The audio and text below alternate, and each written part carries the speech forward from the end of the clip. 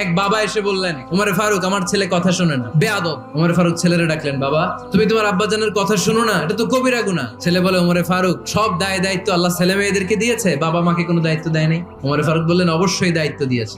তাহলে বলেন আমার বাবার দায়িত্ব কি? উনি বললেন, প্রাইমারিলি প্রথমত 3 দায়িত্ব। পৃথিবীর প্রতিটি বাবার উচিত ছেলেদের মেয়েদের জন্য ভালো মায়ের ব্যবস্থা করা। 2 নম্বরে সুন্দর তার একটা নাম রেখে দেয়া। 3 নাম্বার তার আল্লাহর কিতাব শিক্ষা দেওয়া। এবার ছেলেকে আমার আব্বা 3টার একটাও করে নাই। এবার ওমরে ফারুক রেগে গেলেন, বাবার কাঁধে ধরলেন। ছেলে বলে, আমিরুল মুমিনিন, আমার মা নর্তকী, আমার মা মাজুসি, আমার মায়ের মধ্যে কোনো আদব কাদব নাই, সুন্দরী দেখে আমার মা রে বাবা বিয়ে করছে, আমার মায়ের কাছ থেকে জীবনে কিছু শিখি নাই। 2 নাম্বার সাম্মানি খানফাসা, আমার বাবা আমার নাম রেখেছে চামচিকা। ওয়ালাম ইউআল্লিমনি হারফাম মিন কিতাবিল্লাহ, আমিরুল মুমিনিন, শুধু তাই না, আল্লাহর কোরআনের একটা অক্ষর আমার বাবা কোনোদিন আমারে শিক্ষা দেয় না। ওমর ফারুক রেগে গেলেন, এবার বাপের কান্দে দইরা মারতে শুরু করলেন। তুই ফুলার নামে